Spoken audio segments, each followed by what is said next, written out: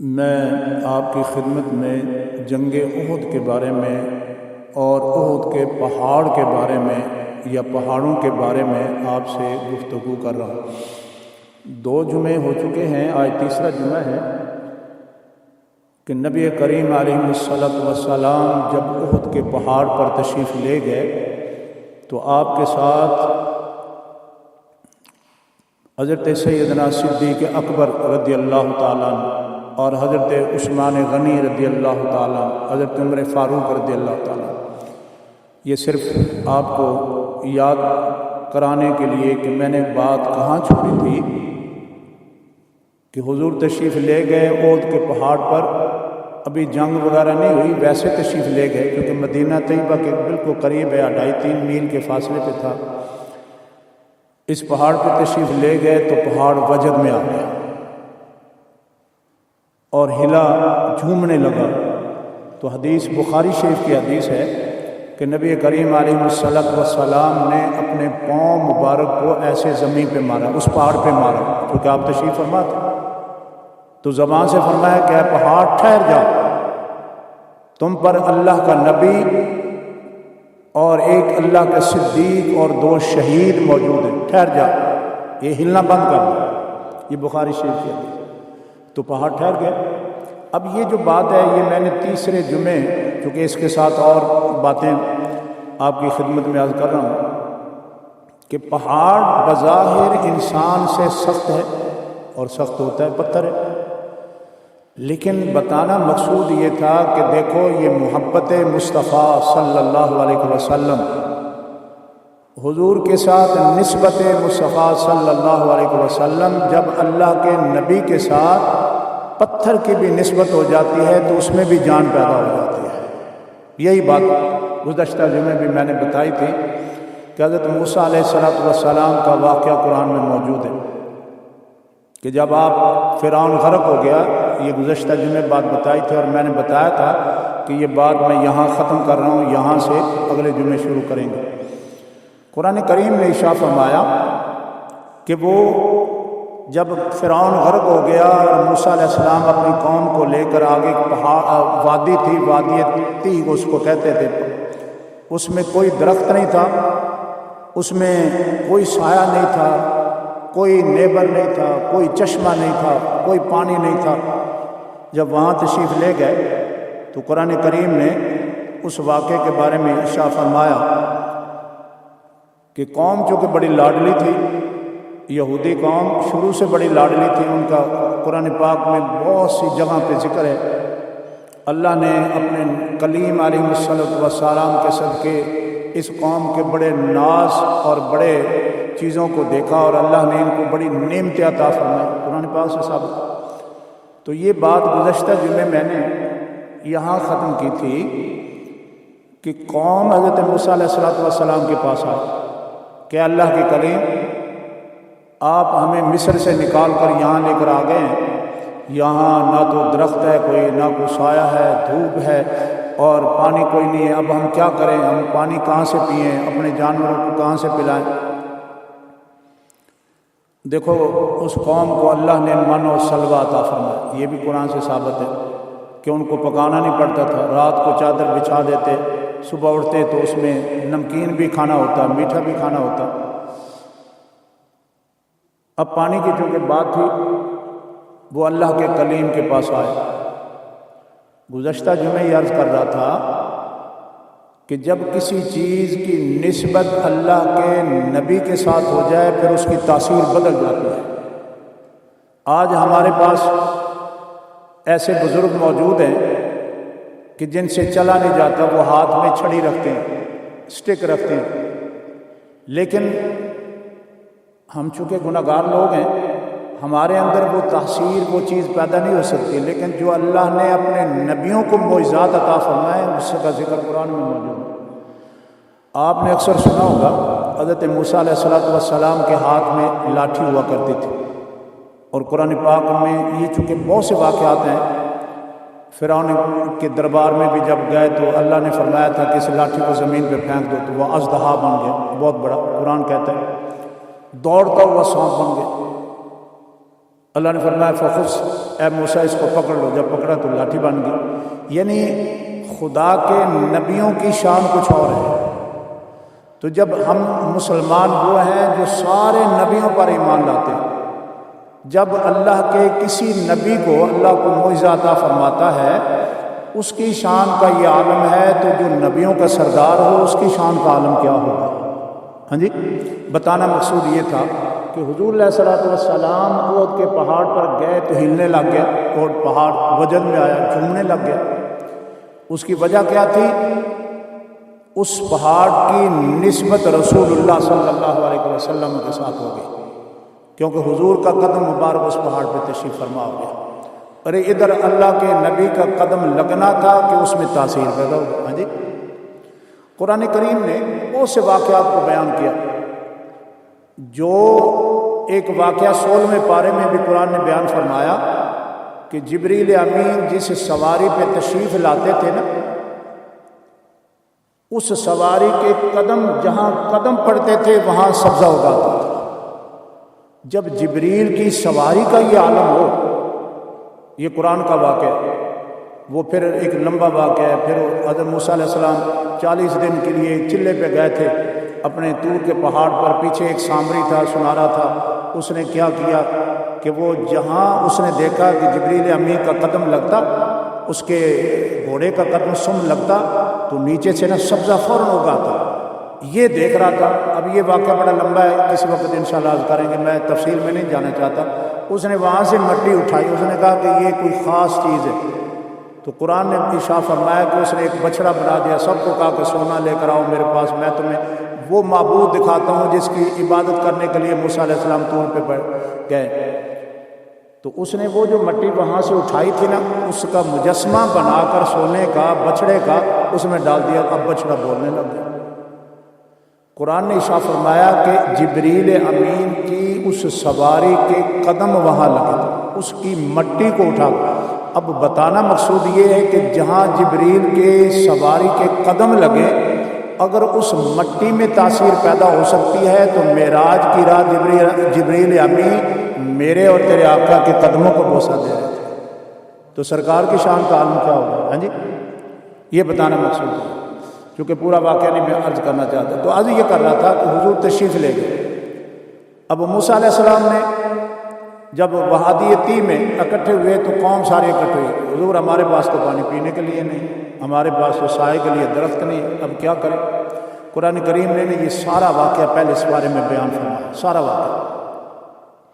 اللہ فرماتے ہیں وَإِذِ اسْتَسْقَىٰ مُوسَىٰ لِقَوْمِهِ فَقُلْنَا اضْرِبْ بِعَصَاكَ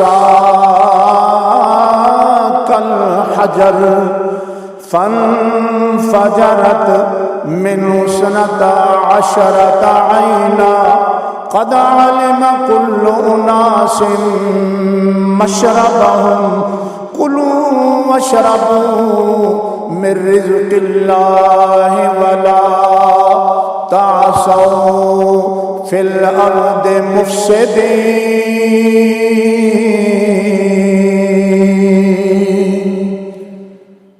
کھل کر کہہ دیجئے سبحان اللہ۔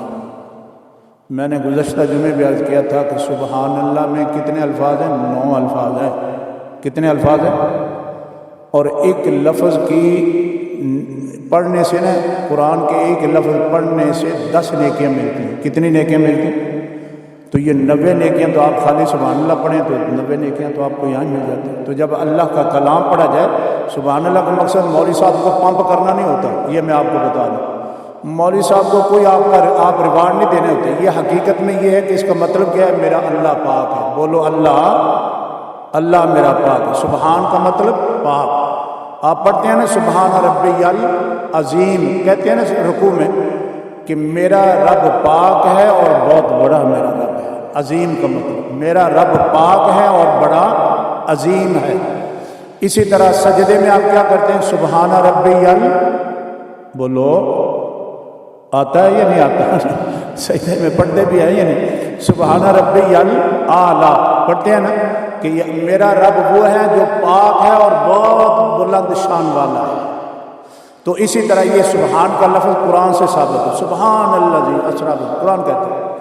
تو جب اللہ کے کلام کو سنا جائے تو پھر اس میں یہ آدمی یہ کہتا ہے کہ یا اللہ تو ہی پاک ہے، یہ تیرا کلام، اگر تیرے کلام میں اتنی تاثیر ہے تو تیرے احکامات میں کتنی تاثیر ہوگی، تیرے حکموں میں کتنی تاثیر ہوگی۔ ہاں جی، آدمی یہ سوچتا ہے۔ اس لیے علماء کہتے ہیں کہ اس کا مطلب ذکر کرنے والا بھی سبحان اللہ کی پاکی بیان کرتا ہے، اور جو سننے والے ہوتے ہیں وہ بھی اللہ کی شان کو بیان کر رہے ہوتے ہیں، کسی مولوی صاحب کو نہیں بیان کر رہے ہوتے کہ آپ بڑے یہ ہیں، آپ بڑے وہ ہیں۔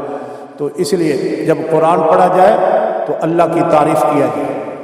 تو اللہ فرماتے ہیں وَإِذِ اسْتَسْقَىٰ مُوسَىٰ لِقَوْمِهِ، کہ جب اس کی قوم موسیٰ علیہ السلام کی قوم موسیٰ علیہ السلام کے پاس آئی، عرض کرنے لگی ہے اللہ کے کلیم ہمارے پاس پانی نہیں ہے۔ آپ نے فرمایا اچھا، اللہ کی بارگاہ میں عرض کیا مولا اب کیا کروں، یہ قوم کہتی ہے میرے پاس ہمارے پاس پانی نہیں ہے۔ اللہ نے ارشاد فرمایا فَقُلْ نَضْرِبْ بِعَصَاكَ الْحَجَرَ، اے میرے کلیم علیہ السلام تیری قوم اگر پانی مانگتی ہے تو آپ کے ہاتھ میں عصا ہے، لاٹھی ہے، اس کو پتھر پہ مارو ہم ان کو پانی عطا فرما دیں گے۔ قرآن یہ بات یہاں گزشتہ جمعہ عرض کی تھی، اور میں نے عرض کیا تھا کہ کبھی لاٹھی مارنے سے بھلا پتھر میں پانی نکلتا ہے؟ نہیں نکلتا۔ ہاں جی، لیکن جب اللہ کا نبی کسی لاٹھی کو پتھر کے ساتھ ٹچ کرے تو پھر پانی نکل آتا ہے، کیونکہ اللہ اپنے نبی کو معجزات عطا فرماتا ہے۔ اللہ دکھانا چاہتا ہے کہ میرے ایسے نبی بھی ہیں جن کو میں یہ حکم دوں تو اس کے ہاتھ میں یہ تاثیر پیدا ہو جاتی ہے۔ حقیقت میں بات یہ کہ نسبت کی بات ہے۔ کس کی بات ہے؟ نسبت کی بات ہے۔ کپڑے آپ بھی پہنتے ہیں نہیں، لیکن اللہ کا نبی جب کپڑے پہنے تو اس کی شان کچھ اور ہو جاتی ہے۔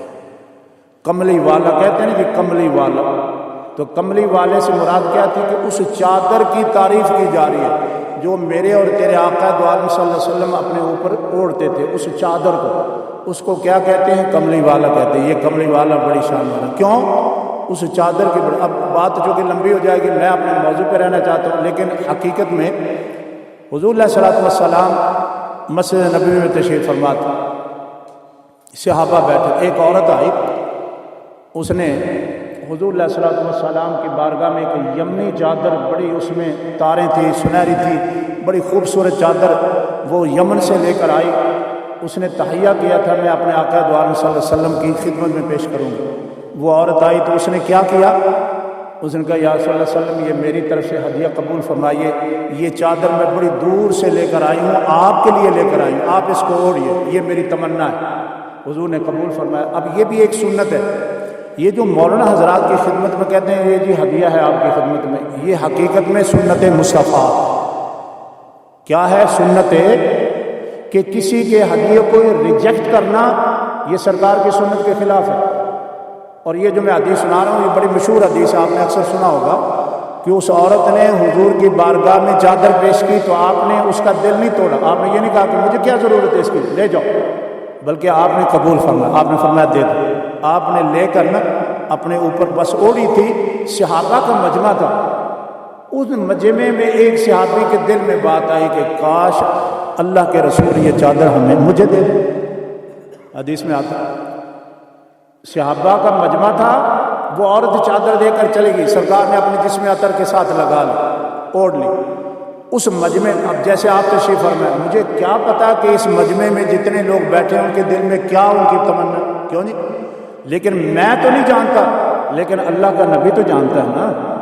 جب اس کی بارگاہ میں صحابہ بیٹھتے حضور جانتے تھے، اب اس کے دل میں یہ تمنا پیدا ہوئی، اس صحابی کے دل میں، حضور نے اس کو بلایا، بھائی فلاں صحابی آ گیا، فرمایا کیا سوچ رہے؟ اس نے کہا یا رسول اللہ صلی اللہ علیہ وسلم کچھ نہیں۔ حضور نے فرمایا نہیں جو تمہارے دل میں ہے وہ بات بتاؤ، کیا سوچ رہے؟ عرض کی آقا یہ سوچ رہا تھا کہ یہ چادر بڑی خوبصورت ہے، کاش کہ اگر آپ مجھے دے دیتے۔ سرکار نے اسی وقت چادر اپنے کاندھے سے اتاری اور فرمایا یہ لے، چونکہ اب آپ سرکار اس کے مالک تھے اس چادر کے، جب کوئی ہدیہ کسی کو دیتا ہے اس وقت تک وہ ہدیہ ہوتا ہے جب تک وہ اس کو دیا نہ جائے، اور جب اس کو دے دیا جائے وہ پھر ہدیے کے بعد ہدیہ نہیں رہتا، وہ پھر وہ جس کو دیا جائے اس کا وہ مالک بن جاتا ہے۔ تو سرکار نے اس کی چادر کی ملکیت تھی، آپ مالک بن گئے تھے، تو آپ نے چادر اپنے کاندھے سے اتاری، فرمائیے نہیں۔ اب ایک بات تو یہ ثابت ہوئی کہ سرکار بہت سخی ہے، سرکار کی سخاوت کا کیا جواب ہے؟ کوئی جواب نہیں سرکار کی سخاوت۔ سرکار نے اسی وقت اتاری، فرمائیے نہیں۔ اب صحابہ میں اور بھی بیٹھے تھے لوگ، تو کچھ صحابہ نے دل میں سوچا کہ اس صحابی نے بہت غلط کام کیا ہے کہ حضور کی بارگاہ میں اس عورت نے بڑی خوشی سے حضور کی بارگاہ میں چادر پیش کی تھی اور اس نے حضور سے مانگ لی۔ سرکار نے پھر ان کی باتوں کو بھی اللہ نے اپنے نبی کو بتا دیا۔ سرکار نے فرمایا میرے صحابہ جو یہ سوچ رہے ہیں نا کہ اس نے اچھا کام نہیں کیا، نہیں، یہ بات مت سوچو، اس نے اچھا کام کیا کہ اپنے اللہ کے نبی سے یہ چیز مانگی ہے اور مانگ کر لے لی۔ آپ نے فرمایا اس میں کوئی برائی نہیں۔ اس صحابی سے پوچھا کہ تم نے ایسا کیوں کیا، کہ تمہیں یہ اچھا نہیں لگا کہ تمہارے آقا دو عالم صلی اللہ علیہ وسلم خود اس چادر کو پہنتے؟ اس نے کہا کہ بات تو آپ کی صحیح ہے، لیکن میں نے کیوں مانگا تھا تمہیں نہیں پتہ۔ میں نے دل میں اس لیے نہیں مانگا کہ سرکار نہ اوڑھے اور میں اپنے سر پہ اوڑھ لوں۔ کہتے ہیں میں نے یہ سوچا، چونکہ بات نسبت کی ہو رہی تھی نا، ابھی میں نے کہا کہ لاٹھی سے کبھی پتھر سے پانی نہیں نکلتا، لیکن جب کلیم کے ہاتھ میں لاٹھی آ جائے یا رسول اللہ کے ہاتھ میں لاٹھی آ جائے تو اس کی پھر تاثیر کچھ اور ہو جاتی ہے۔ ہاں جی، نسبت نبی ہو جاتی ہے، نسبت رسول اللہ ہو جاتا ہے۔ تو صحابی نے کہا کہ میں نے اس لیے چادر نہیں مانگی کہ سرکار نہ پہنے اور میں پہنوں۔ فرمانے لگے میں نے اس لیے چادر مانگی ہے کہ یہ چادر میرے آقا کے جسم کے ساتھ مس کر چکی، لگ چکی۔ اب دل میں میرا یہ خیال ہے کہ جب مجھے موت آئے نا تو میں سوچتا ہوں کہ کیوں نہ ہو اس چادر میں مجھے کفن دیا جائے۔ یہ بخاری شریف کی حدیث ہے۔ کہتے ہیں نا بخاری شریف کی پہلی حدیث جو ہے نا، سب سے پہلی حدیث، حضور نے فرمایا کہ آدمی کے دار و مدار، سارے اعمال کا دار و مدار نیتوں پہ ہوتا ہے۔ کس پہ ہوتا ہے؟ نیت۔ اگر نیت اچھی ہے تو اللہ ثواب عطا فرمائے، اگر نیت بری ہے کسی کے لیے تو پھر اس کو بھی وہ بھگتنا پڑتا ہے۔ سرکار یہ بخاری شریف کی پہلی حدیث۔ اس صحابی کی کیا نیت تھی؟ اس نے کہا کہ مجھے یہ بات صحیح کہ اے صحابہ جو تم سوچ رہے ہو میں بھی وہی سوچ رہا ہوں کہ مجھے حضور سے چادر نہیں مانگنی چاہیے تھی، لیکن میں نے کیوں مانگی؟ اس لیے مانگی کہ میرے دل میں خیال آیا کہ یہ چادر میرے آقا کے جسم کے ساتھ لگ چکی ہے، تو کیوں نہ ہو کہ جب مجھے موت آئے تو اس میں ہی کفن میں مجھے دفنایا جائے، اس چادر میں ہی دفنایا جائے، کیونکہ جس چادر کو رسول اللہ صلی اللہ علیہ وسلم کے جسم میں عطر لگ چکا ہے، جب مجھے وہ میرے جسم کو لگے گی تو نسبت رسول کی وجہ سے اللہ مجھے عذاب نہیں دے گا۔ یہ ان کی نیت تھی۔ تو نبی پاک علیہ الصلوۃ والسلام نے اس کو چادر عطا فرما دی۔ عرض یہ کر رہا تھا، اب چادر کی بات ایک اور حدیث آپ کو عرض کرتا ہوں، کیونکہ بات نہیں ہوتی، بات ختم ہو جاتی ہے، ٹائم بہت مختصر ہوتا ہے، جمعے کا ٹائم پہ پابندی کرنی پڑتی ہے۔ ایک اور چادر کی بات اور کرتا ہوں۔ حضرت سیدہ عائشہ صدیقہ، سب کہیے طیبہ طاہرہ رضی اللہ تعالی عنہا، سرکار کی بیوی اور تمام مسلمانوں کی قیامت تک آنے والے مسلمانوں کی ماں، ام المومنین۔ کون ہے ام المومنین؟ مومنوں کی، بولو مومنوں کی ماں۔ اب وہ فرماتے ہیں، دیکھو کتنی اتھینٹک بات آپ کو عرض کر رہا ہوں۔ نبی کریم علیہ الصلوۃ والسلام کی ایک چادر تھی جو حضور علیہ الصلوۃ والسلام اپنے اوپر لیا کرتے تھے۔ ایک دفعہ ہماری ماں حضرت سیدہ عائشہ صدیقہ طیبہ طاہرہ رضی اللہ تعالیٰ عنہا، آپ نے اپنے دوپٹے کو دھویا۔ جب دھونے لگی تو سر پہ کوئی چیز رکھنے کے لیے نہیں تھی۔ اب دیکھو نبی کے گھر کا یہ عالم ہے، جو چیز آتی ہے اللہ کے راستے میں لٹا دیتی ہے۔ ہاں جی، ہم وہ لوگ ہیں جو چیز آتی ہے اس کو باریوں میں چھپا دیتے ہیں۔ امتی میں کتنا فرق ہے اور نبی میں کتنا فرق ہے۔ حضور کی حدیث ہے، سرکار نے فرمایا کہ اگر میرے پاس احد جتنا پہاڑ جتنا بھی سونا میرے پاس آئے نا، میں صبح آئے شام کو اللہ کے راستے میں تقسیم کر دوں۔ حضور کا فرمان معلوم ہوا کہ نبی کا یہ عالم ہے، امتی جو ہے وہ دنیا میں غرق ہو جاتا ہے، وہ دنیا کی جو مادیت ہے،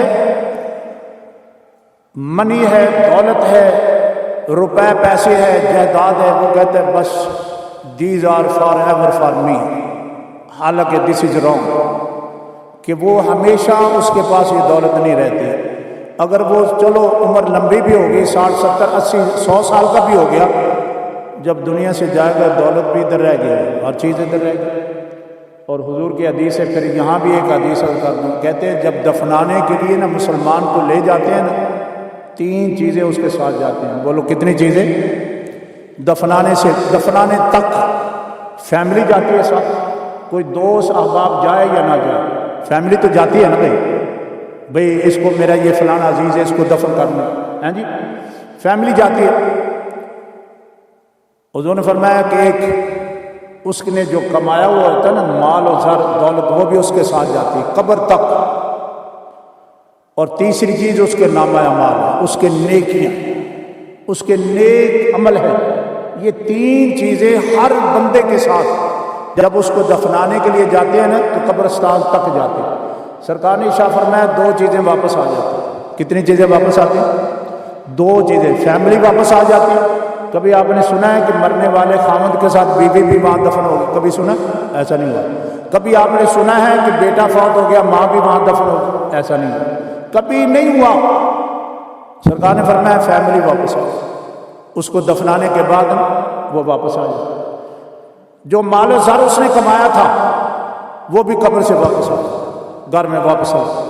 سرکار نے فرمایا کہ اب اس کے پاس ایک چیز رہتی ہے جو واپس نہیں آتی بلکہ قیامت تک اس کے ساتھ رہتی ہے، اور وہ کیا ہے؟ وہ نامہ اعمال، وہ اس کی نیکیاں، گڈ ڈیڈز لیو ود ہم فار ایور انٹل قیامت، ٹل قیامت، کہ اس کے نیکیاں اس بندے کے ساتھ ساتھ رہتے ہیں۔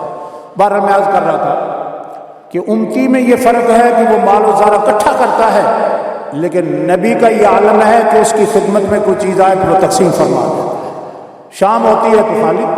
اب اس کی مثال یہ دیکھیں، ہماری ماں ام المومنین سیدہ عائشہ صدیقہ طیبہ طاہرہ، آپ نے دوپٹے کو دھوا اور آپ کے پاس کپڑا نہیں تھا جس سے سر ڈھانپ سکے، تو انہوں نے کیا کیا؟ اپنے آقا دو عالم صلی اللہ علیہ وسلم کی اس چادر کو لیا جو حضور علیہ السلام نے اپنے کاندھوں پہ لیتے تھے اور اوڑھتے تھے، اس چادر کو لیا سر پہ رکھا۔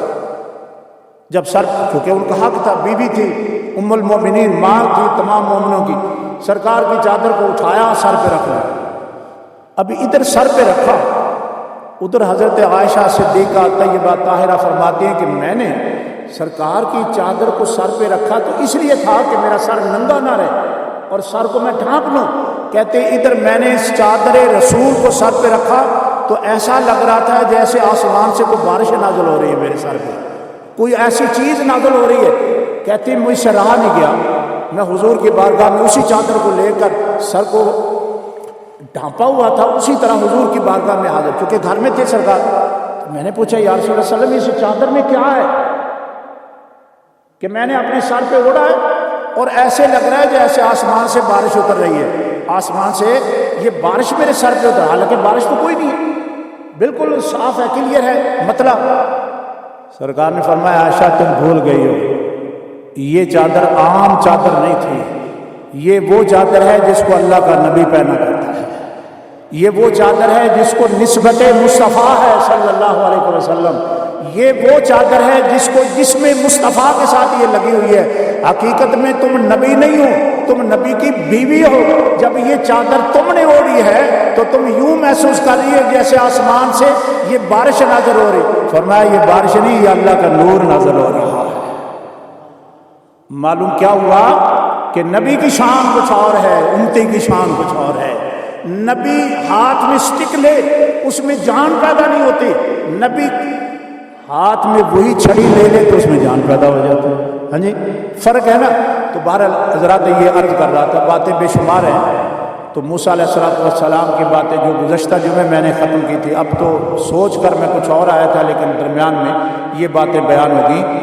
میرے اور تیرے آقا کی شان تو نبی موسیٰ علیہ السلام سے بھی بلند بالا ہے۔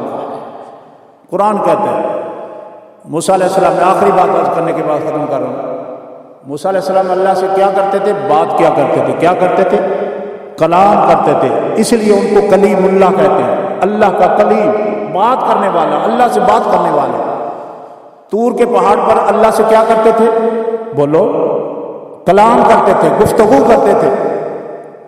ایک دن وجد میں آ گئے، کہنے لگے یا اللہ اگر تو اتنا مجھ پہ مہربان ہے تو اپنا دیدار بھی کرا دے، اگر مجھ سے بات کرتا ہے تو اپنا دیدار بھی کرا دے، وہ کیوں چھپا رکھا ہے؟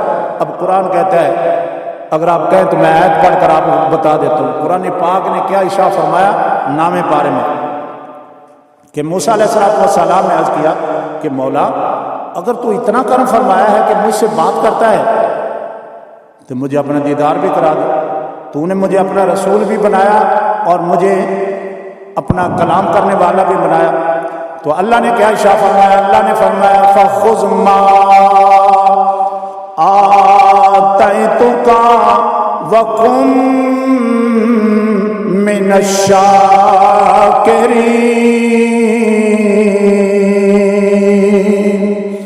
اے موسیٰ علیہ السلام، ہم نے تجھے اپنے رسالت کے لیے چن لیا ہے، اپنے کلام کے لیے چن لیا ہے، لیکن یہ جو تم کہتے ہو دیدار کراؤ، یہ دیدار کرانا تمہارا حصہ نہیں، یہ میرے نبی مصطفیٰ کا حصہ ہے، یہ ان کا حصہ ہے۔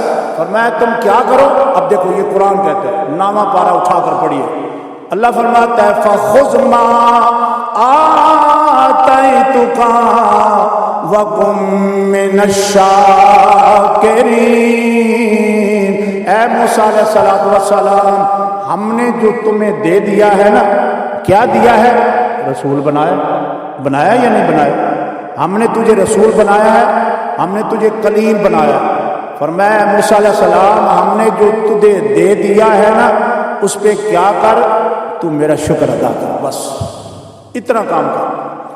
یہ ہے سبق، this is the lesson for everyone. اللہ نے اگر آپ کو صحت دی ہے تو آپ کا کیا کام ہے؟ بولو اللہ کا، بولو زور سے بولو اللہ کا شکر ادا کریں۔